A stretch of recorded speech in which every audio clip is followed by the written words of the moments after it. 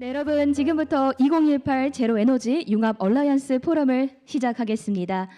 여러분 안녕하십니까? 저는 오늘 행사의 사회를 맡은 아나운서 이승희입니다.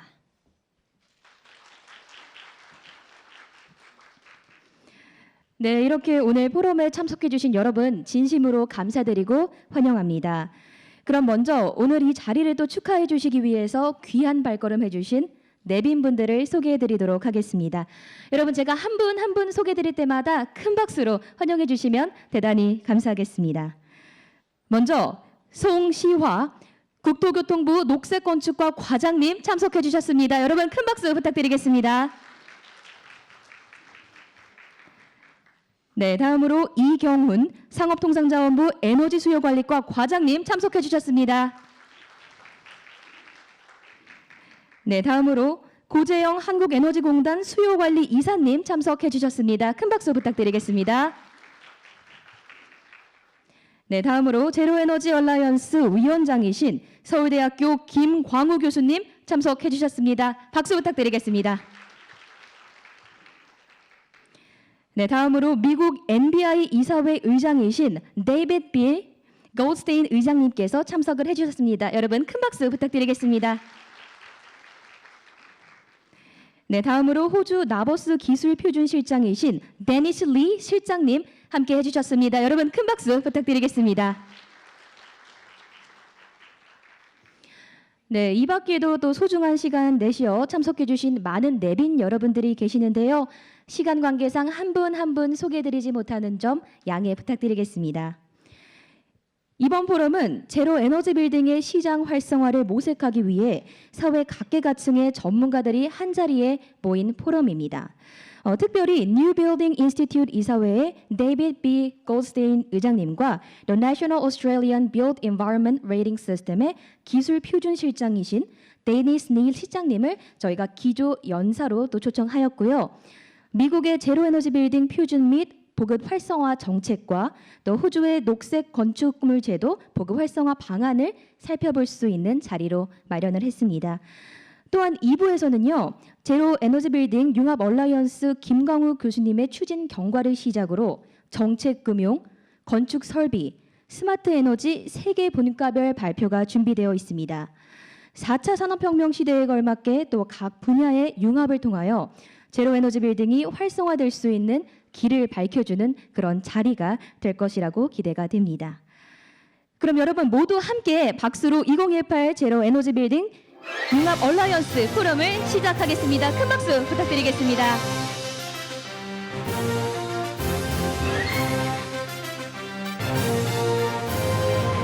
네, 그럼 먼저 오늘 이 자리를 준비해 주신 한국에너지공단 고재영 이사님의 인사 말씀이 있겠습니다. 여러분 큰 박수로 이사님을 무대로 모시겠습니다. 박수 부탁드리겠습니다.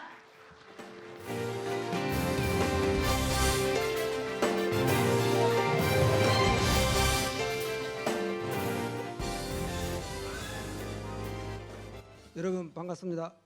한국에너지공단 수요관리이사 고재영입니다. 올해로 3위째 제로에너지 빌딩 융합얼라이언스 포럼을 개최하게 되어 매우 기쁘게 생각합니다.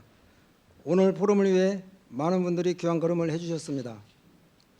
국토부 송시화 과장님, 산업부 이경훈 과장님, 융합얼라이언스 위원장 김광우 교수님, 데이비드 골드스테인 의장님, 데니스 리 기술표준실장님께 감사의 말씀을 드립니다. 그리고 그간의 융합얼라이언스 활동에 대해 발표와 토론을 해주실 전문가 여러분들께도 감사를 드립니다.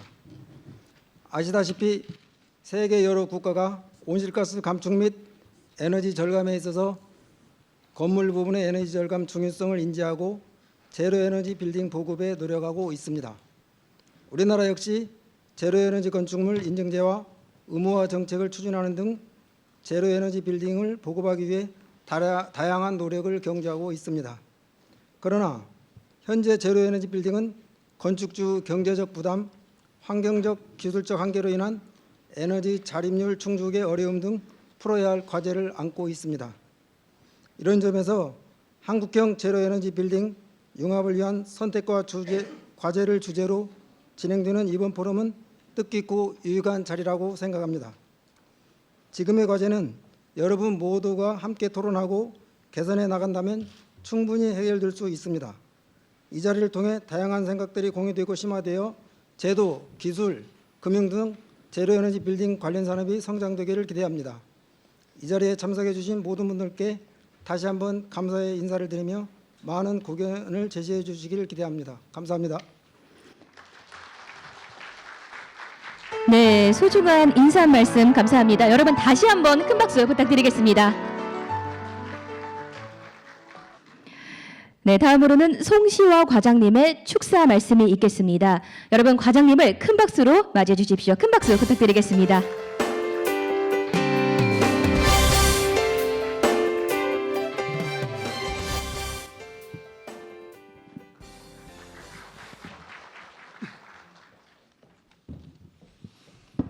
예, 안녕하십니까. 방금 소개받은 국토교통부 녹색건축과장 송시화입니다.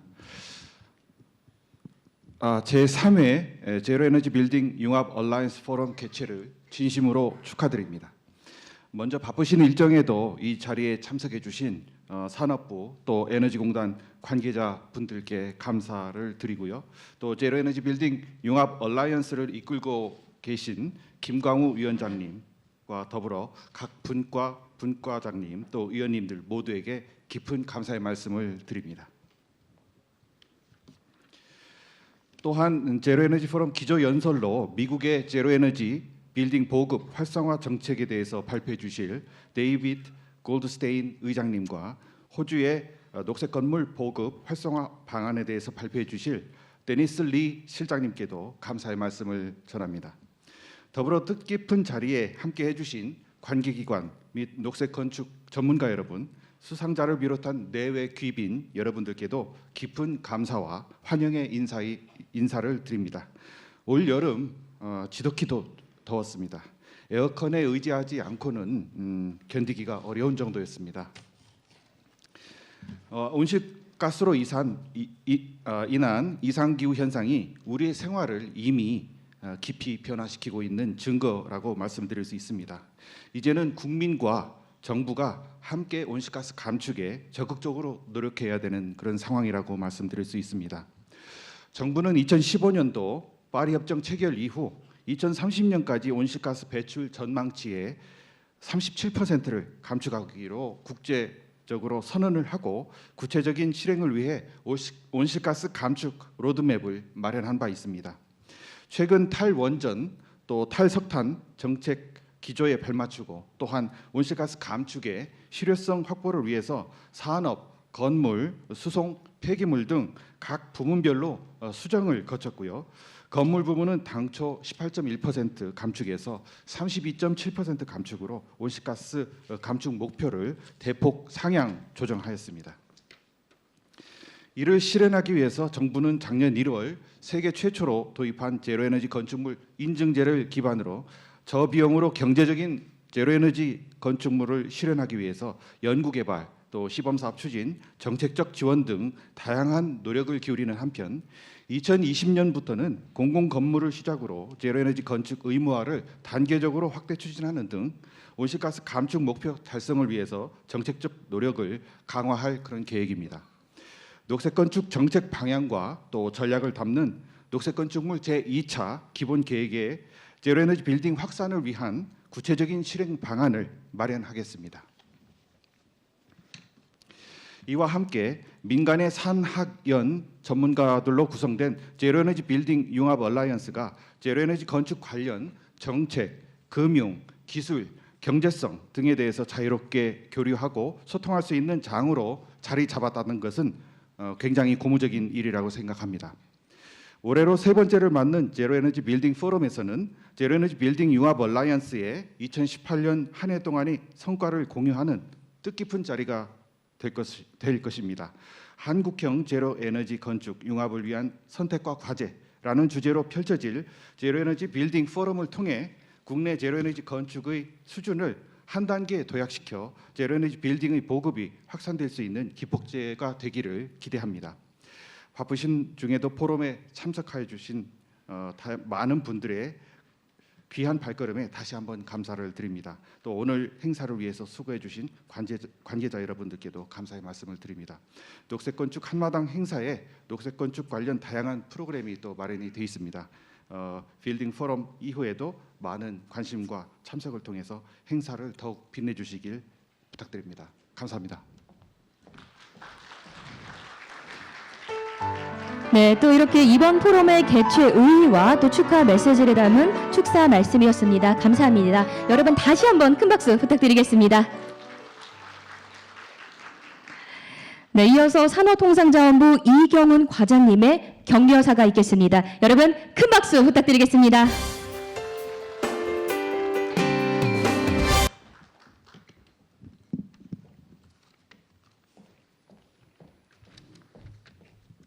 산업통상자원부 에너지소요관리과장 이경훈입니다. 먼저 바쁘신 가운데 오늘 행사를 함께해 주신 여러분들께 감사의 말씀드립니다. 제로에너지빌딩 융합얼라이언스가 출범한 지 3년을 맞이하였고 제로에너지빌딩 시장 확산을 위해 항상 노력해 주신 위원분들 노고에도 경의를 표합니다. 이번 포럼을 통해 제안하는 4차 산업혁명 중심의 정책, 기술, 금융 분야의 제로에너지 빌딩 해결 방안이 이후 시장 확산의 열쇠가 되리라고 믿습니다. 현 정부는 깨끗하고 안전한 에너지라는 국민적 요구에 부응하여 재생에너지 3020 등 대대적으로 에너지 전환을 추진 중에 있습니다. 그러나 에너지 전환은 공급 측 믹스에만 한정되는 게 아니라 수요 측 효율 향상, 즉 에너지 소비 구조의 혁신이 절실한 상황입니다. 이런 에너지 효율 혁신에 있어서 건물 분야의 효율 향상은 매우 중요한 역할을 담당합니다. 특히 제로에너지 빌딩은 건물 분야 효율 향상의 킬러 애플리케이션이라고 저는 생각합니다. 이번 포럼에서 제시되는 정책, 기술, 금융 모델을 관계부처와 긴밀한 협의를 통해 향후 발표하게 될 국가 에너지 효율 혁신 전략에 적극 반영할 계획입니다.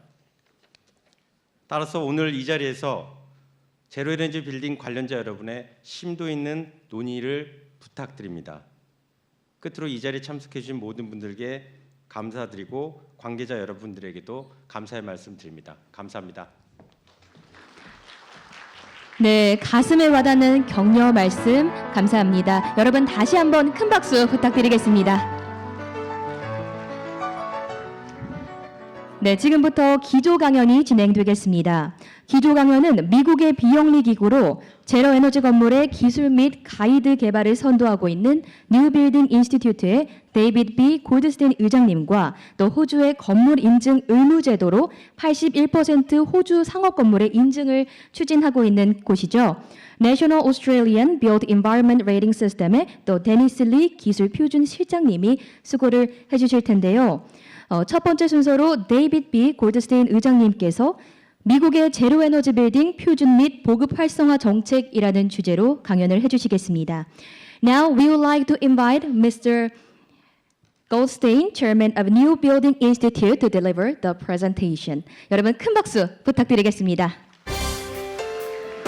네, 의장님은 현재 New Building Institute 이사회 의장과 또 Natural Resources Defense Council 대표를 역임하고 계시는데요.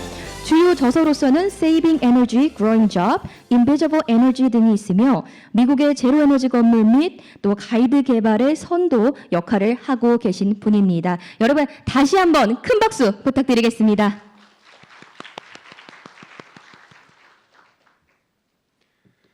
Thank you very much, and thank you all for the introduction. I really appreciate the opportunity to be here talking to all of these experts and practitioners in this field. This is a new topic. This is something that we really wouldn't even have talked about 10 years ago. And we all can benefit throughout the world with the kind of discussion that comes from getting new creative ideas out in front of the group. So I'm hoping this will spark a good dialogue among the whole group. Let's see. The reason for the rainbow here is to present an optimistic view of where zero net energy buildings can lead us. because they are potentially a key point in addressing the most difficult problem that humankind is facing, but that we know how to solve, and that is global climate change. Why does zero energy matter? Why does climate change matter? Climate change is not a problem far away and across the ocean that you should have to hire a plane to get these pictures and have them taken for this presentation. No, climate change is here and now. These are pictures that I took from my own collection that I had taken for artistic purposes, and sure enough, without even trying, they capture the dangers of climate change. But for me, it's even closer than that. This is the reddest sunrise I have ever seen living in the same house for 42 years, and it occurred the day after climate change was the trigger that ignited forest fires 100 kilometers away from my home that produced particulate matter that led to this kind of sunrise. But it didn't stop there, because 4 weeks later it turned out that these particulates had given me pneumonia. So this is a very serious problem, and we're talking about, during this discussion, what we can do to solve it through proliferating the concept of zero-energy buildings. Nothing is better than zero is a joke that New Building Institute staff came up with. And I'll explain why it's a joke later on. But it has attracted great attention around the world rather suddenly over a period of 5 to 7 years. Growth rates of zero net energy buildings, 80% per year in North America. That's an astonishing exponential growth rate. It says if we didn't do anything else, every building built would be net zero by 2030 or 2035. Net zero is particularly important because energy efficiency is invisible. You walk into a building, you look at an industrial plant, you look at a car, you have no idea if it's energy efficient or not. And that has held efficiency back. If people don't know that this building has a better air conditioning system, why are they going to pay more to rent the space in it? Well, there's answers to that, but they're not ones that play out successfully in the marketplace right now. But zero energy, it's obvious. It explains something that people will feel in their hearts and helps with the marketing of very energy efficient buildings. And it also helps with solar. So I really appreciate everyone here being able to look at these concepts and be able to get back and start a dialogue on this issue because the problems, the challenges, I won't say problems, are important and ones that we need to solve and know how to solve. But what do we mean by zero? Zero net energy does not mean zero energy bills, because we're still going to need utilities when all buildings are net zero and someone's got to pay them. Zero net energy does also not mean net carbon necessarily. It would take additional activity that I'll describe later in order to make that happen, and that is our end goal. So what I'm going to talk about today, technical issues. What is the scope of a zero energy facility? How do we know we're there? How do we measure it? And what does it mean? And what are some of the weaknesses with the way that we measure it in addition to the strength? And then we ask what it will take to zero out emissions, not just energy. And what if those emissions count not just the energy to operate the building, but the energy to build it in the first place, and the energy of people to drive to and from the building, or if it's a store, for the goods to be shipped in and shipped out. The other question, how does zero net energy fit into the goal of an energy management system standard that asks for continual improvement in energy performance over time? So let's address these technical issues first. The key concept here is we're looking at something in life cycle analysis where we look at scope 1, scope 2, and scope 3 emissions. And I'll define them in a moment if you're not familiar with life cycle analysis. We have to ask the question, what energy is counted? Because certainly we're going to count electricity. Often, but not always, we'll talk about fuels like natural gas and oil. Generally, we won't discuss the energy to provide and dispose of the water from your building, and we also don't usually look at construction or transportation energy, although I think that should change. This is an example of a supply chain, And I listed it as a factory, but it might just as well be a building where you see widget plant. That could be a building. And it's supplied by various suppliers. They might be the paper for your copy machine or the computers that your staff use to work on it, and so on. And then electricity and gas. And all of these contribute energy because it takes energy to manufacture the computers, it takes energy to cut down the trees and turn them into paper and deliver them to your building, and so on. So scope 1 is just the energy directly supplied to the building. And that's not very interesting because fuels aren't directly comparable to electricity. So what we usually do is scope 2, which traces the energy all the way back to the original producers of fossil fuel or wind or nuclear or whatever the energy source is. So most net zero calculations throughout the world are done on the basis of scope 2 energy. It's also referred to as source energy. Now, a key point on net zero is we do this very simply. We have two boxes or two buckets. One bucket is how much energy you use accumulated over the year, and the other bucket is how much energy you produce over the year. And if the two buckets have the same content, you call that a net zero energy building.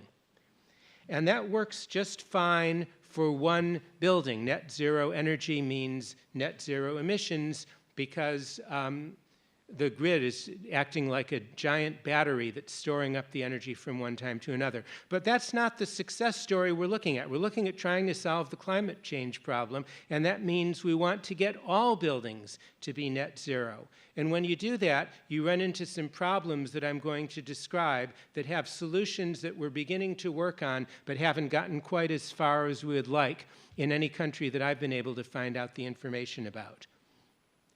So let's talk about what is a metric. First of all, we're talking about renewable energy consumption, and we have to ask, where do we draw the boundaries? Geographically, we can draw them at the site. That's very simple. That's very understandable. This building could probably never be net zero by that criterion because parts of it are 40 and 50 stories, and you just can't generate enough solar power on the roof with today's knowledge about energy efficiency in buildings to make this net zero on site. So maybe you'll go a little bit farther. Maybe it's a property that's developed with other properties and you look at the whole thing as a group. Or maybe you'll say, we're working with a city, so we're going to go citywide, and anything within 10 kilometers of the city limits of Seoul should count. But you could also go with renewable energy credits, which is a legal document saying that someone else has produced renewables someplace else in the world, and those ought to count. And most jurisdictions don't accept renewable energy credits, and I agree with that determination. And the reason is we're trying to change people's behavior with net zero energy buildings. We're trying to get them to design better buildings and operate them better. And if you can buy your way out of it, you've really defeated the whole point. I mean, why not just buy as many renewable energy credits as you want and say, this is someone else's problem, this is the renewable industry's problem, this is the utility industry's problem. So what we're doing by this concept is trying to take responsibility within the building community for creating zero energy and eventually zero emissions. Temporally, this is an issue that hasn't been addressed, but often we'll define zero energy as zero energy based on the meter. You looked at measured energy consumption, you normalize it according to different things, and you look at production, again, weather normalized, because maybe it's sunnier this year than last year, and you ask, is that zero? Problem with that is if you're designing a building this year, you won't know the answer until 2 or 3 years from now. Did it achieve net zero? We don't know. It was designed for net zero. Furthermore, it begs the question of what happens down the line. Because remember, we're talking about continual improvement. Continual improvement means your energy consumption should be less and less and less every year, but hopefully your solar production hasn't changed other than due to weather. So what's the status of zero net energy buildings in North America where we've collected data? We, in this case, as New Buildings Institute, And New Buildings Institute is interested in expanding its universe beyond North America, so Korea would be a wonderful continuing point if we wanted to get more data. So this is the graph. Look at the rate of growth there. This is pretty impressive. We're seeing almost a doubling of reported buildings every year. Now, to be sure, the cumulative number is only about 1,000, and that's about 1 part in 5,000 or 1 part in 10,000 of the solution. So we have a long way to go, but exponential growth can make long ways happen very quickly. The success is not just concentrated in leading states like California, New York, and Massachusetts, but it's spread across North America. And it's not just government buildings that are doing this. The private sector, for profit, you can see on the left, that's the largest single category of zero energy buildings. So this is something that is catching on within the marketplace, and as I'll explain, without very much policy initiative to do it. Schools are one of the hotbeds of success in zero energy because they're generally low-rise, plenty of space for solar, not very energy intensive. And we found that a zero energy school doesn't even cost any more to build than a conventional school. So you're getting all the benefits of the environmental improvement and lower utility bills, and you're not even paying anything for it. You're also getting more attractive buildings. This is a scatter plot of the energy performance that we've gotten from zero energy buildings. And the important point of this graph is the medians. These are about 2/3 lower in energy use than a conventional building. So the secret of getting to zero is first do all the efficiency you can and then figure out how much solar you need to do all the rest. So the typical energy use we found is about 60 kilowatt hours of purchased electricity per square meter, again, before you count the solar input. So that's pretty good. It's about the state of the art for today, and we'll hope we'll be able to do better in the future. I'm not here as a representative of the US government, and I'm very proud of the strength that America has in supporting a strong NGO sector such that when our executive direction goes off in the wrong way, we're able to help get in tune with the rest of the world and push things back on the right path. And this is what I'm going to talk about. Although our president has threatened to pull the United States out of the Paris Agreement on climate, that is a threat. That is not an actuality because by international law, no country can pull out of the agreement until November 4th, 2020.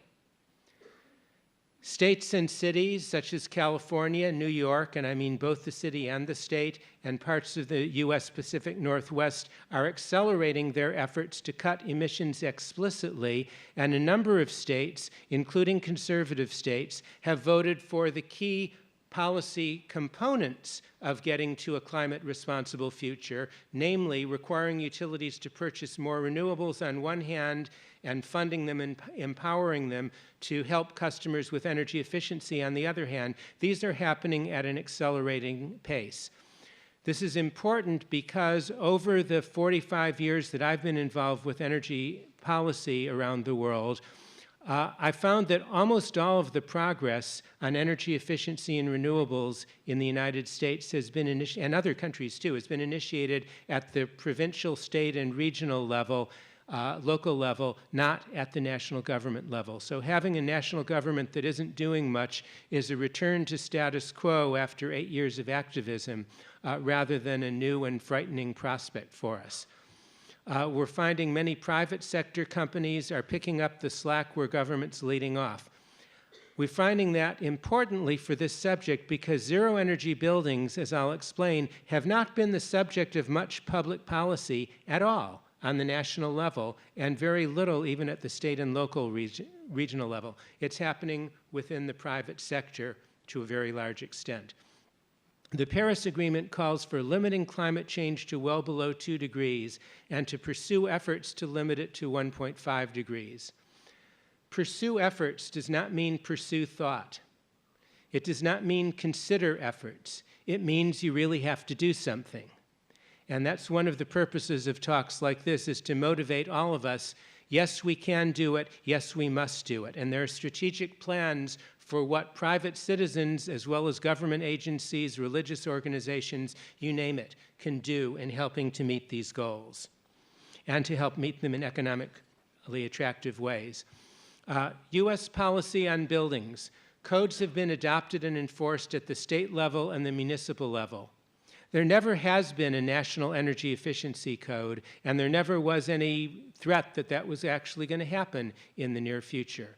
So state initiatives have always been in the lead, and they have responded by looking at models not developed by the U.S. government or the United Nations or anyone else, but developed by two American-based nonprofits, ASHRAE and the International Energy Conservation, the International Codes Commission. One of the other steps, many cities, an increasing number, starting with New York, our biggest city, have adopted mandatory disclosure of energy performance data, which Dennis will talk more about later because they've done it nationally in Australia. And an increasing number of states are requiring utilities to reach very ambitious energy efficiency goals that we would have thought impossible 10 or 15 years ago, namely save 3% of sales every year continually onto the future. 3% of sales reduction every year. That means that we're seeing negative growth in electricity loads to the consumer, of which a bigger and bigger percentage is being supplied by renewable energy. So for example, California and Hawaii have already set goals of 100% carbon-free electricity by 2045. In order to do that, we have to make investments in renewables right now, and that would include both on building rooftops and at remote locations. A key component of net zero buildings is just making sure that we know what we mean by zero. So you'll see on the screen a label that comes from a real house that is for sale. This is 16, you'll see in the upper right, on a scale of 100. So 0 is 0, 100 is a normal building that meets code. This is a 16. It's very, very close to zero net energy. And it's being marketed with no public policy assistance, but simply because the builder wants to be responsible and thinks that he can sell this home for more money because its utility bills are so low compared to anyone else's. Explicit ZNE policies. California set a goal of ZNE, zero net energy, by 2020 for residential and around 2030 for commercial buildings. 2020 is already here as far as code development is concerned because it takes a couple of years to implement a code once it's been adopted. And the 2019 code for residential is advertised as net zero and does require solar in every building that has a physical opportunity to do so. It's not quite real zero because it's not counting gas heating energy. On the other hand, in a mild climate with very strict insulation levels, heating energy just isn't that big. So we've made more progress, even though we're not truly at zero, over the past several code cycles since this goal was adopted than we ever had in the past. So this has been very successful. On the national level, there are tax credits for low-income housing, and the qualification for those tax credits has been expanded to include extra credit for near-zero energy residential buildings. I mentioned states that have mandated renewable energy targets. In California, ours is 50% for 2030, if I remember right, and the utility that serves my area says, oh, we're going to meet 55 whether we're required to or not. This is how policies typically work when they work well in any jurisdiction, where you have a pyramid of policies starting with, on the bottom, policies that affect everyone but don't save all that much energy, and on the top, policies that only affect a few innovators but are really advanced in terms of technologies. And if we did this right on zero energy, we'd be in the blue or orange band near the top. But we're not doing that. The progress in zero energy is coming despite a pretty much lack of attention on the policy level. So imagine how much more we could do if we actually tried. Infrastructure is, if you're trying to set a standard of net zero, you have to define how do you count it. And we haven't always done that. We haven't really done it at all for commercial buildings yet. So that's an important step that underlies all the other steps in order to get it right. As I mentioned, the energy that is counted to achieve zero is a variant of scope 2 because again, if we're concerned about emissions, we're not concerned with what happens just at the building boundary. We're worried about what happens society-wide with burning fuels that contribute to climate change, as well as a number of health-related and comfort-related pollution problems. Now, why is this complicated? I mentioned before that as you start to get lots of zero-energy facilities, you start to see their effect on the grid, and it undercuts your society goal. So what if we set a net carbon goal? Well, I'm going to show you that's a much more ambitious goal, and it might be a good thing, but when something's just barely getting started, 1,000 buildings throughout North America, to say, suddenly we're moving the goalposts, you have to kick the ball farther than you thought, is not a good marketing strategy. So what we're looking at is constructing zero-energy buildings that still emit a little bit of carbon, but maybe they're going to get better every year, and I will describe how we can do that. The problem is that when electricity is produced matters, and some times of the day are a lot easier to handle and produce much less emissions than other times. Energy storage is not that difficult. You can buy batteries as much as you want, but it's not cheap at all. And it's not cheap on a diurnal basis. It's really troublesome on an annual basis. So this is where we have to integrate building design and energy efficiency with renewables. So I'm going to talk about the electric grid, and my data will be California and North America, but I can't imagine it's any different in Korea or pretty much anywhere else. Same problems. Diurnal variation is called the duck curve, because here's a picture of a duck on a graph which describes the shape of the electricity curve, current and projected. This is more recent than the label suggests. The 2016 data, I think, is real. So you see that when solar comes on in the middle of the day, energy consumption on net goes down. And when the sun sets, we ramp up the needs of generation. And that's very expensive and troublesome for the utility, and it also winds up being very polluting. Because if you look at the dispatch order of the California grid, in the short term, you'll see that just when it's ramping up is the most carbon-intensive generation you can possibly have. And just when you're not using much energy at all at 7 or 8 or 9 a.m. is when the energy is the cleanest. So we really need to change this duck curve in order to make sure that we're using the renewables that we have and that we're trying to build, in part through our zero-energy policy, in the most efficient way, the most economical way, the cleanest way possible. We have an additional problem. I mentioned seasonal storage. We have an additional problem with, under the current composition of the grid, with natural gas at high efficiency as the main source of generation and lots of renewables in our future, changing from gas to electricity at the building level is a way to cut emissions.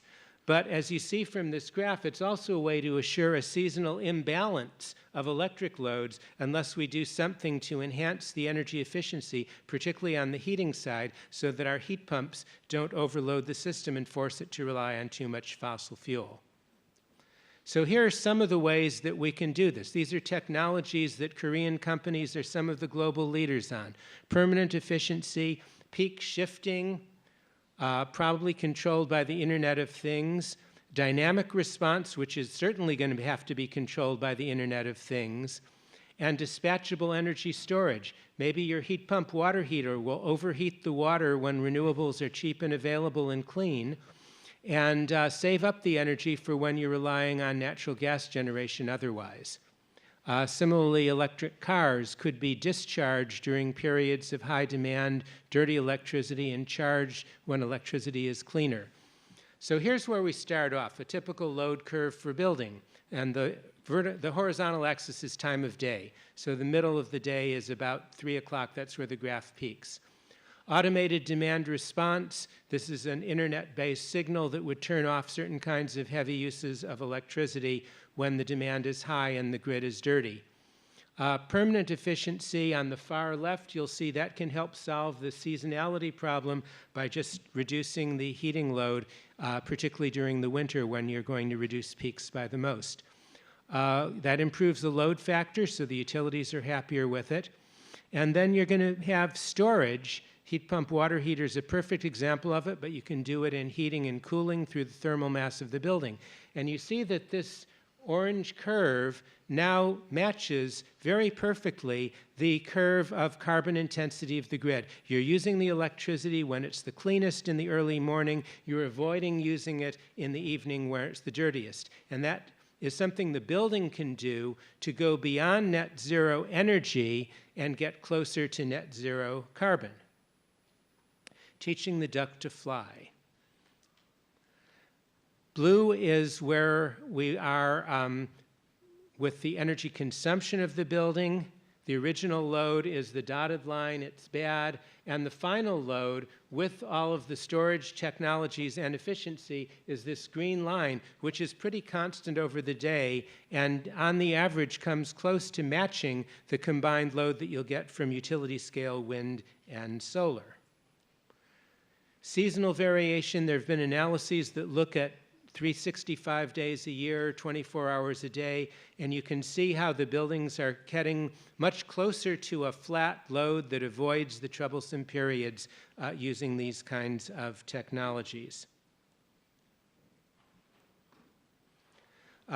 Just as an aside, this grid integration feature, the use of internet dispatched loads, the ability to disconnect from the grid and use what limited amount of storage you might have in your own building to satisfy your mission-critical needs, like running your computers, charging your cell phone, maybe not running the air conditioner, but ventilating the building and keeping the toilet rooms working. These are things that have yet to be deployed on a vast scale, but the possibilities seem really important. Integrating zero energy with energy management systems. This is, I think, the new idea that I want to introduce into the discussion here. New ideas are often wrong, so I would appreciate feedback over the next minutes and hours and months as to whether there's anything that you see that doesn't quite work with this kind of presentation. But the idea is, how do you solve the problems of getting to zero emissions and better by the use of an energy management system standard such as ISO standard 50001. I mentioned that zero energy definitions focus on metered energy use. So if the energy performance, which according to standard 50001 does not include the renewables contribution, is continually improving, that means if you hit net zero in year N, it does not mean net zero consumption in prior years. It means you'll do worse than that. And it means you will do better than net zero in future years. So my joke at the beginning, nothing is better than zero, is a joke because this is better than zero. So what we suggest in this talk is that designers can specify an energy policy for your building, and specifying an energy policy is a requirement of ISO 50001 that would say we're going to start out at net zero annual energy in the first year that we have reliable metered data, that's probably year 3, and we're going to continually improve the energy performance every year while the solar performance presumably is about constant. And we're going to see how we can get to net zero. So I ran a very simplified model that tries to illustrate this. And I've found over my career that very simple models generally give you the right answer in terms of understanding what's going on, even if you have to go to much more complicated ones in order to make it operational when you're running a building or building a power plant or making the grid work. So a couple simple assumptions like 3% improvement in energy performance per year. I've started this graph out, the orange graph, at 100. That's just to normalize things. 100 might be maybe 20 kilowatt hours per square meter for a typical building in the course of a year. And I'm assuming, just making up the number, that if we're producing 100 units of energy over the year, that only 60 of them are reducing carbon emissions and the other 40 are generating emissions anyway because they're at the wrong time of day or the wrong time of year.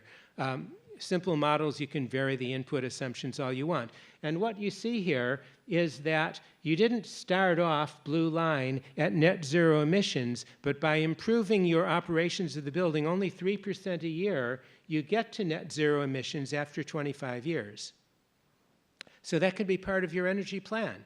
We are going to be net zero energy right now, and we're going to be net zero emissions by the 25th year. And after that, we're going to be producing net removal of carbon from the atmosphere. So that's pretty good.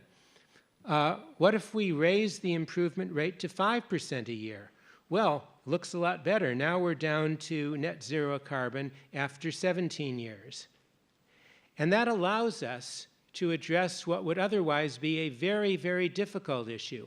How do you expand into Scope 3 emissions reductions? How do you reduce the emissions involved in constructing the building itself? That's making the concrete, making the steel, making the glass for the windows, all this. And what we find for a typical situation, and it's going to vary from place to place, is that if you've already made the building efficient enough to get this 100 level, again, a typical building would be 300, the amount of energy to construct it is about as big, maybe a little bigger, than the amount of energy it consumes over 50 years. So I'm going to look at what happens when you try to zero out the construction energy as well as the operational energy. So what I'm going to look at now is what we call Scope 3 emissions. That's this. It's basically everything that goes into the building. I'm going to divide it into two pieces, as I mentioned, the construction energy and then the transportation energy. So this is what happens.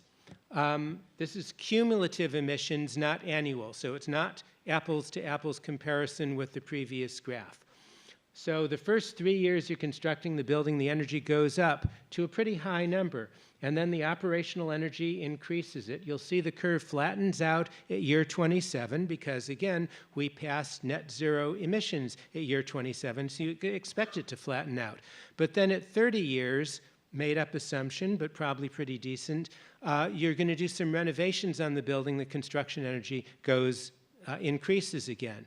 And what you see here is you're not zeroing this out, that your net zero building, even with continual improvement, isn't going to be good enough to zero out the construction energy. What if you put twice the amount of solar energy, orange line? Doesn't solve the problem. What if you pick 10 times the amount of solar energy? Aha, that will do it. Now your whole building, including construction, has gotten net zero cumulative emissions by the 20th year and is actively helping the climate situation every year thereafter. So 10 times the amount of solar is pretty ambitious. You could never do it in a city, but you might be able to do it at more remote sites. So this is an illustration of how much more ambitious the goal is and the fact that it is not always completely impossible to do. What would happen if you count transportation energy? Transportation energy, particularly in a place like the United States, is very large because our patterns of land use development are much more sprawling than what you see in this part of the world.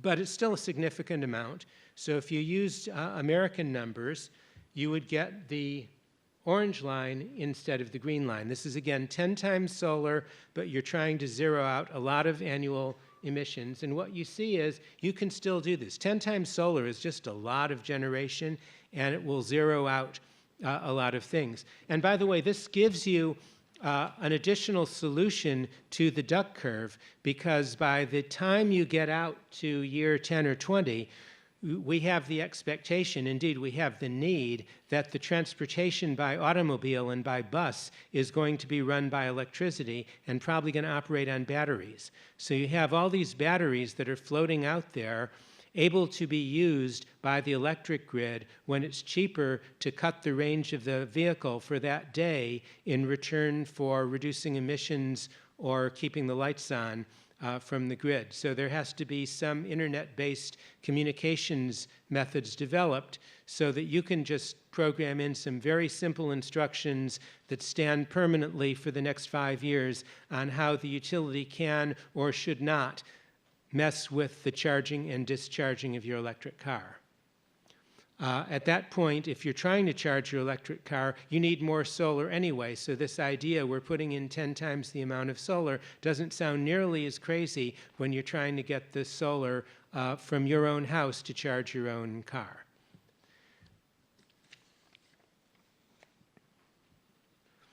So in summary, the zero net energy concept is proving an attractive way of getting people's attention to the problem of energy efficiency, and it does so in a way that never explicitly tells you what you need to do about efficiency, but rather relies on the wisdom and the financial incentives for the engineers who are designing the buildings to realize efficiency is going to work a lot better to keep my customers happy, to give me a comfortable place to work or to live, than just slapping solar on the roof, first of all. And second of all, if my building is taller than 3 stories, I can't do net zero on site unless I make it very efficient.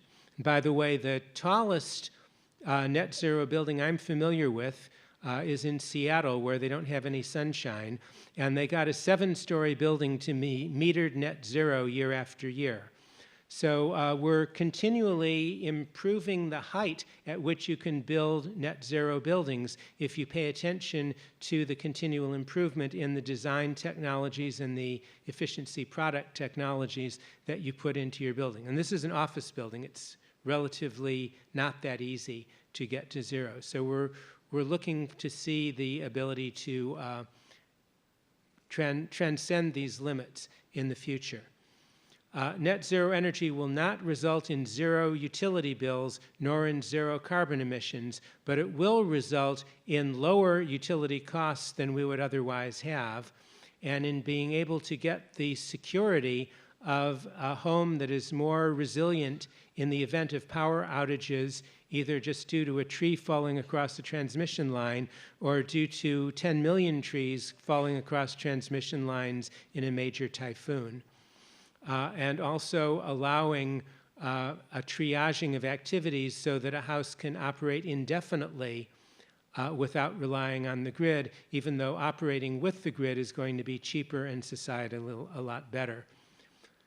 We can then, I hypothesize, count on energy management systems that promote continual improvement as a way of progressing from net zero energy in annual buckets to net zero carbon calculated as it should be on a minute-by-minute basis at some predictable time in the future, and to at least starting to zero out the net energy of construction, which, by the way, there's been very little research on. We may be able to reduce the amount of upstream energy, supply chain energy, that it takes to construct buildings once we try to do the research into just how we do that, and once there is a labeling system for building components so that the designer, the architect, the specifier know what the carbon consequences are of those particular choices.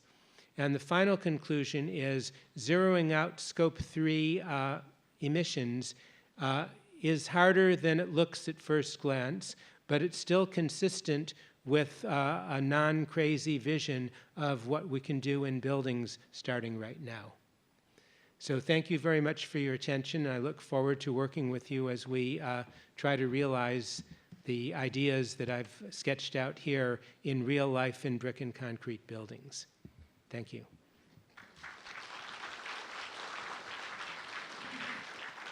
네, 이렇게 제로 에너지 빌딩 사례와 또 구축 방안에 대한 말씀해 주셨는데요.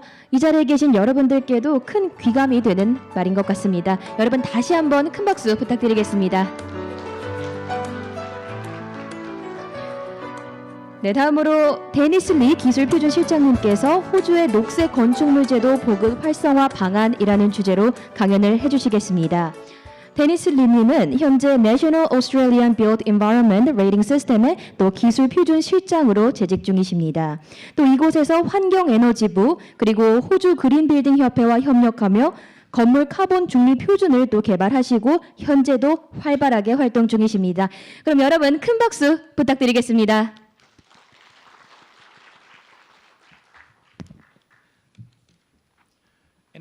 안녕하세요. Running off what David is saying, there are two really key numbers that we need to be looking at in the net zero energy discussion, and they are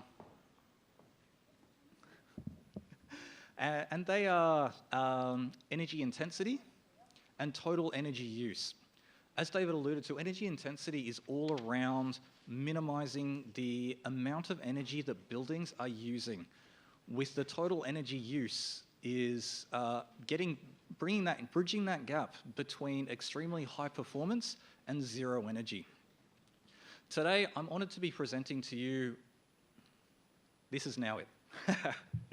Today, I'm honored to be presenting to you around what we have done in Australia and our journey that we have undertaken to get to a very high performance and the challenges therein which lie between that high performance and getting to net zero.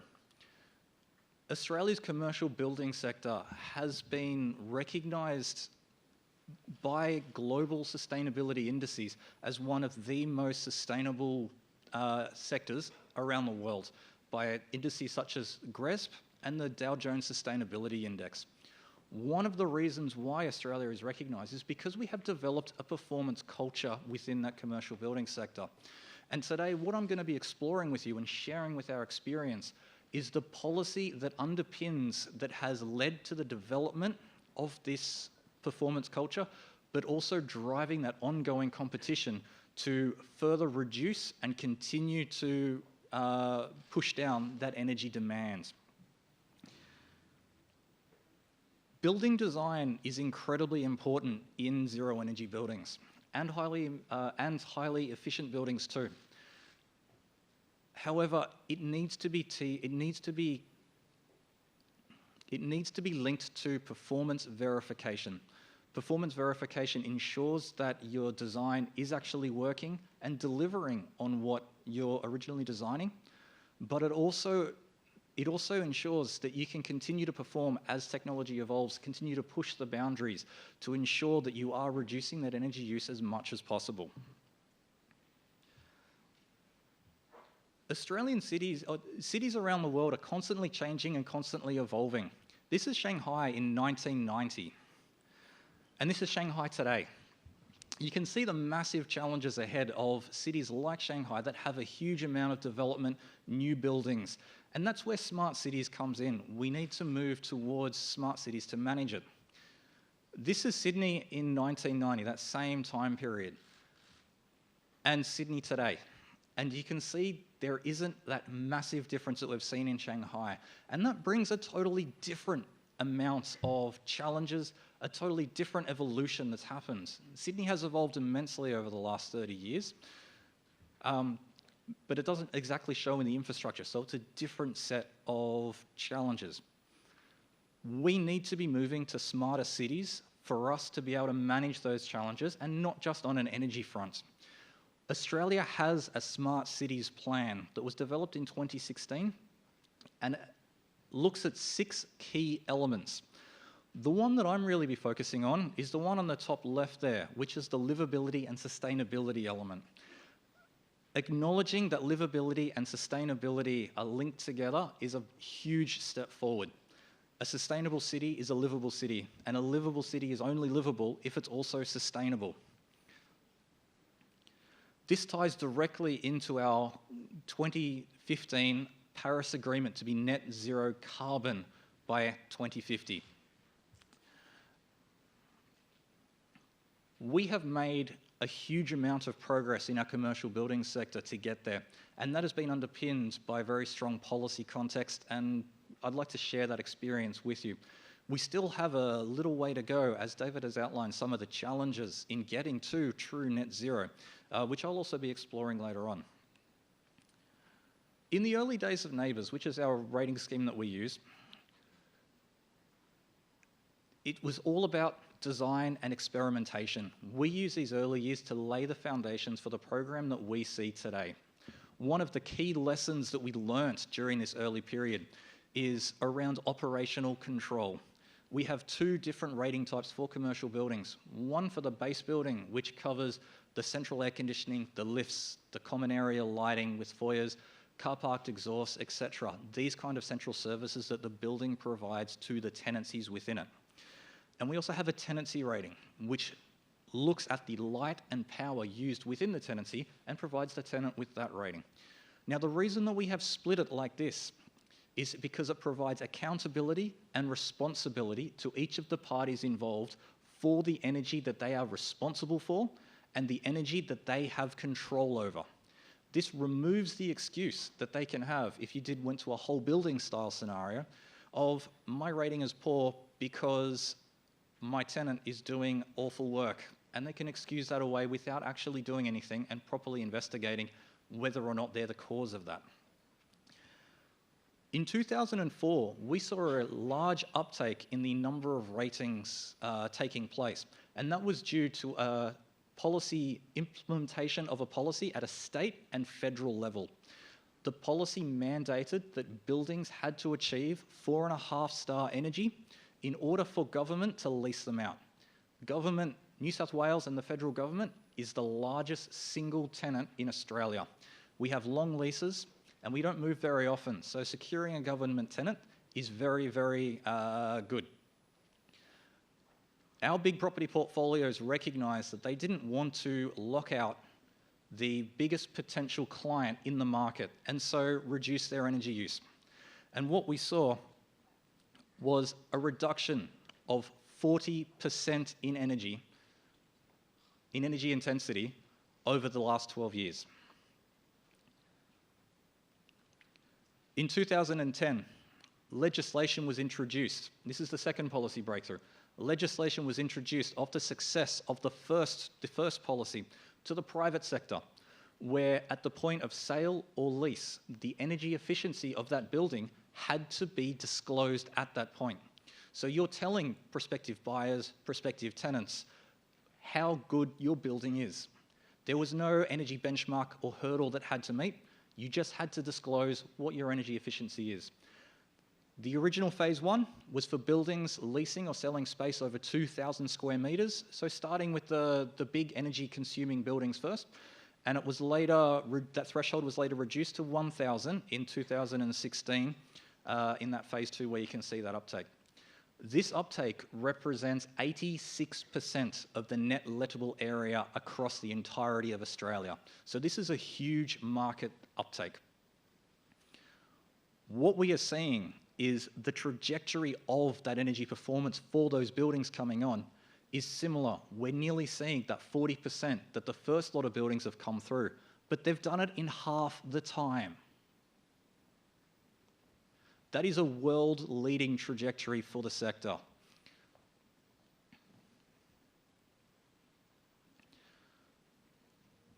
What this means is that we have a database of 86% of the NLA in Australia's commercial sector, the energy efficiency of every single one of those buildings that we've plotted on a map. This is one of the first steps in going towards a smart city. We need data to make our buildings, to make the city smart, but the connection that we need is we need to be able to do something with that data. Making it transparent is the first step so that people can make a decision and factor that in when they're picking space. We rate buildings on a 1 to 6 star scale. 6 stars being the building is really, really good. 1, it's really bad. You need to do better. The power of the simple star rating system is that it really easily and effectively communicates the energy efficiency of that building to anyone on the street. So where it is disclosed at that point of sale, where it is disclosed at that point of lease, it's creating the most impact because you don't need to be an engineer to understand that 150 megawatt hours per year, is that good or bad? It's 6 stars good, 1 star bad. How this drives the performance culture of our commercial building sector is that you can improve your rating over time. The only way to improve your rating is to reduce the amount of energy that your building is using. Sustainability features of your building will not improve your rating unless they are actually reducing the amount of energy that is being consumed on site. Putting solar panels on, fantastic, but they actually need to be producing solar. The number of buildings I've seen with solar panels in the shade is ridiculous. I'd like to go into a case study here to highlight an example of the strength of the star rating system. This building is 200 George Street. It was built about 3 years ago. They targeted 5-star NABERS energy. In practice, they achieved 5.5 stars. That's a 26% energy reduction on the design. That saved them nearly $200,000 a year, or 150 million won. Looking at the 5% capitalization rate of that, they estimate an increased value of that property by $3.8 million, or 5 billion won. That is a lot easier to explain if you say it goes from 5 to 5.5 stars, rather than it saves $200,000 a year at a 5% capitalization rate. The scale itself, while it is publicly 1 to 6 stars that we rate buildings on, the 7th star has been designed in mind to be net zero. So we have looked at that trajectory and that pathway and are actively driving towards it. One of the key market drivers that we're finding with this net zero is not the policy, the commitment that we have with the Paris Agreement, but it's that competition. It is that industry drive for that disclosure to not be the laggard, to be the leader that is driving the race towards net zero. Two of the key principles that the rating system uses in order for its success. The first one, it uses actual metered performance. We use 12 months of actual energy use data over the course of a year to rate the building. Reduce your energy use, you can improve your rating. We normalize that energy use against key building attributes such as area, bigger buildings use more energy, hours, buildings that operate for longer use more energy, and climate zone. Buildings in a mild climate will use less energy than buildings in a hot, humid climate. And that ensures a fair comparison, building to building, city to city, to enable that to fairly compare and for the widespread uptake and support from industry. As I mentioned, design is absolutely critical in being able to operate a building effectively and efficiently. However, design is not the end goal, because if we're looking for net zero, we want it to perform at net zero, which means we need to manage it. This is a chart for, again, 200 George Street, where the energy model was compared by elements to how it actually performed in real life. In total, we can see there is a 15% variation between the first year performance and the energy model itself. Only one element was accurate. One of them was out by 80% and the others around that 10% mark. If we're talking about high performance buildings, being out by 15% is significant. That's nearly half a star.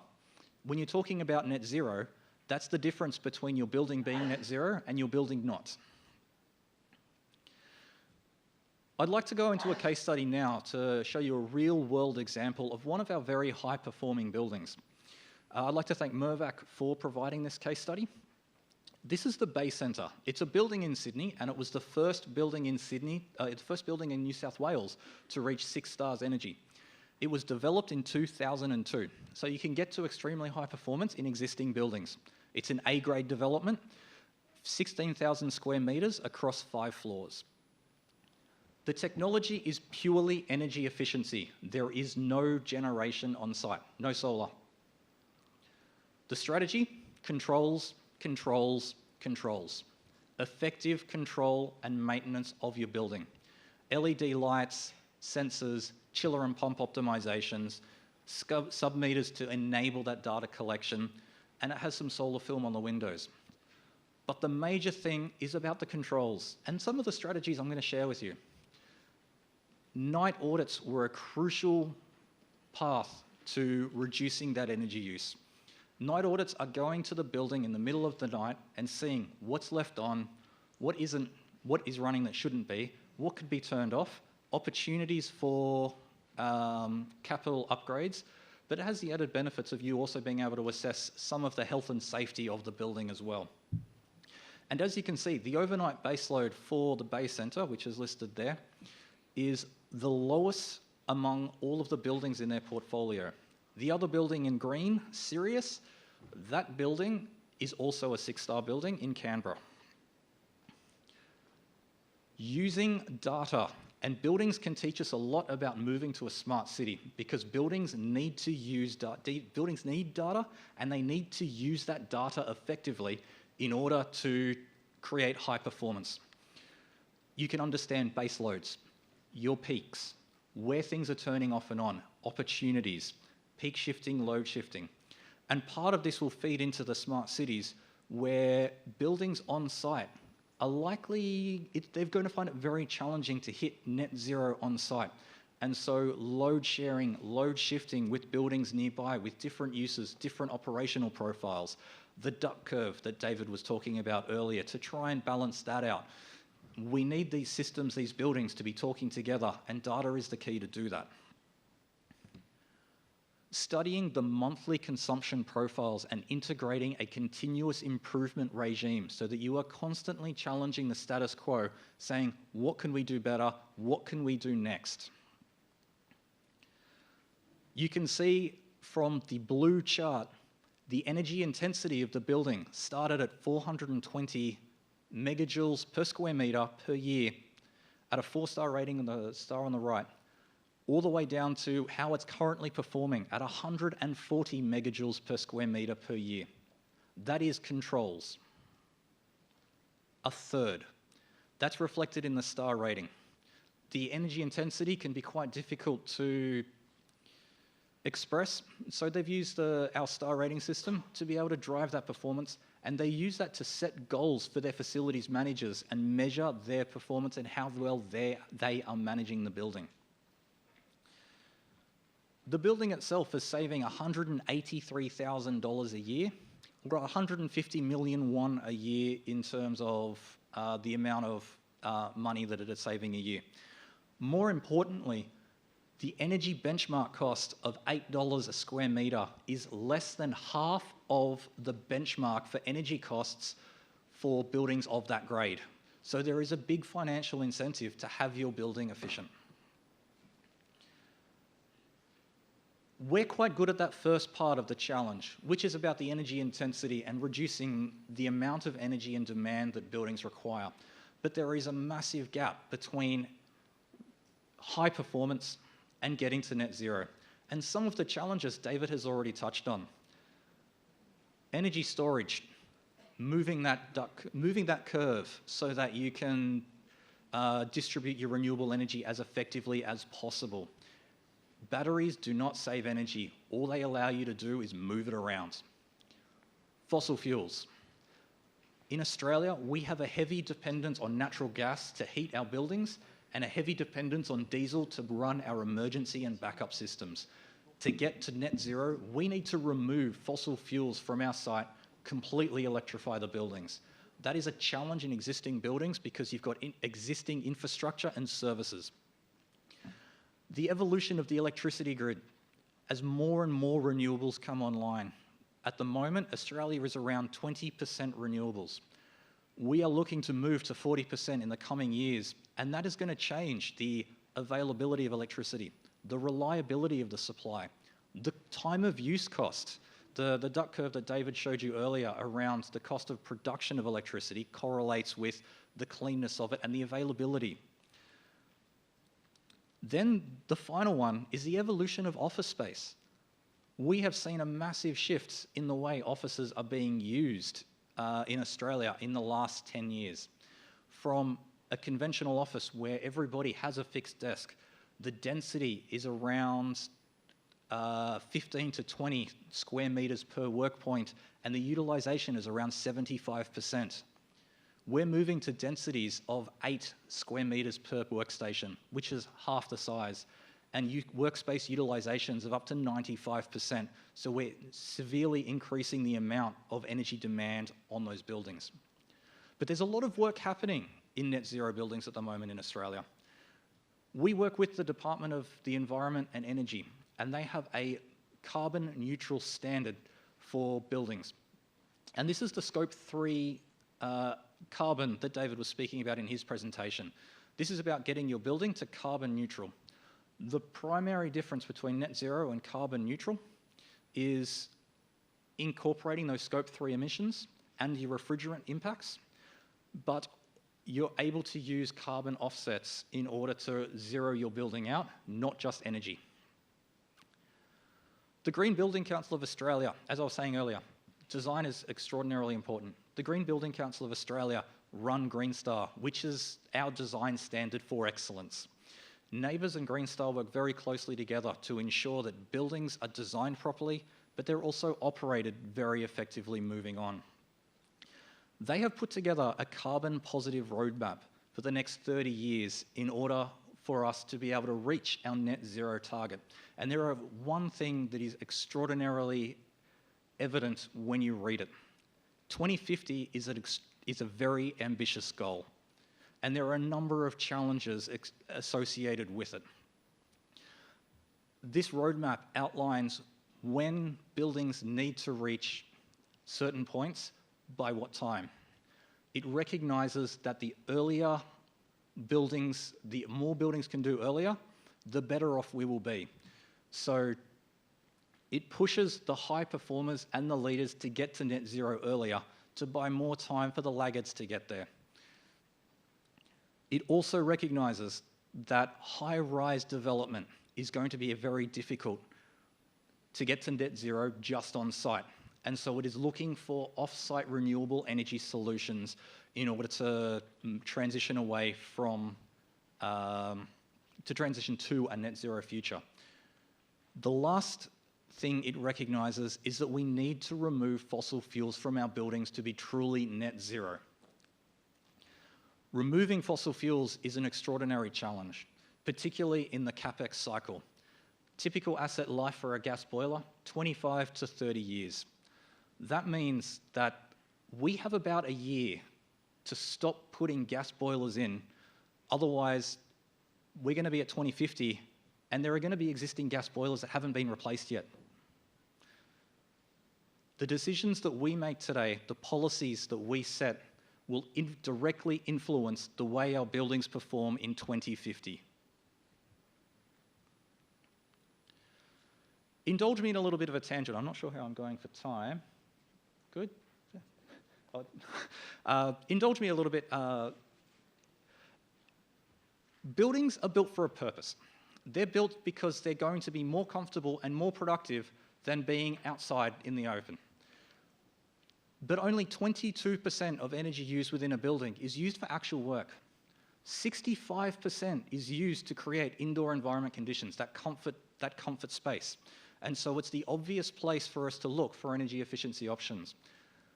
But we don't want to compromise the core purpose of the building, which is to create comfort conditions. Zero energy buildings need to be comfortable. They need to be fit for purpose. They need to be able to provide people with a place to be comfortable. We also rate indoor environment with our star rating system. And what I have done is I have charted buildings that have both an energy rating and an indoor environment rating. And what you can see is a strong correlation between high energy efficiency and a high indoor environment quality. That makes a lot of sense if you think about it. If you have a good high-performance facade, you have less heat coming in summertime, you're losing less heat in wintertime. There is less variation across your floor plate between the perimeter and the core zones. Your building is going to be more comfortable. If you have an airtight building, you can control the heating and the ventilation rates. You control the amount of energy that you're sending out into the atmosphere. Again, it creates a comfortable building. One of the first things that you tackle when looking at energy efficiency in a building is where are you overcooling it? Where are you overheating it? Where is your air conditioning fighting itself so it's providing cooling and heating? Huge amount of buildings do this. Remove that. Huge energy efficiency gains. Even better, the building is far more comfortable because there are no cold or hot zones within the building. In summary, the results that we have seen in Australia have come from having a performance culture, and it is having a strong, robust, and fair, and easy to understand benchmark that has enabled this performance culture to evolve. Policy has been absolutely crucial in shaping that landscape and driving competition to continually improve on its performance. Thank you very much.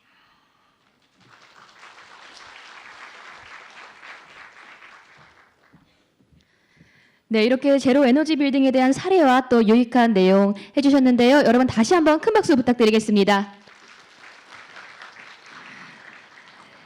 네, 지금까지 기조 강연을 진행하였습니다. 감사합니다.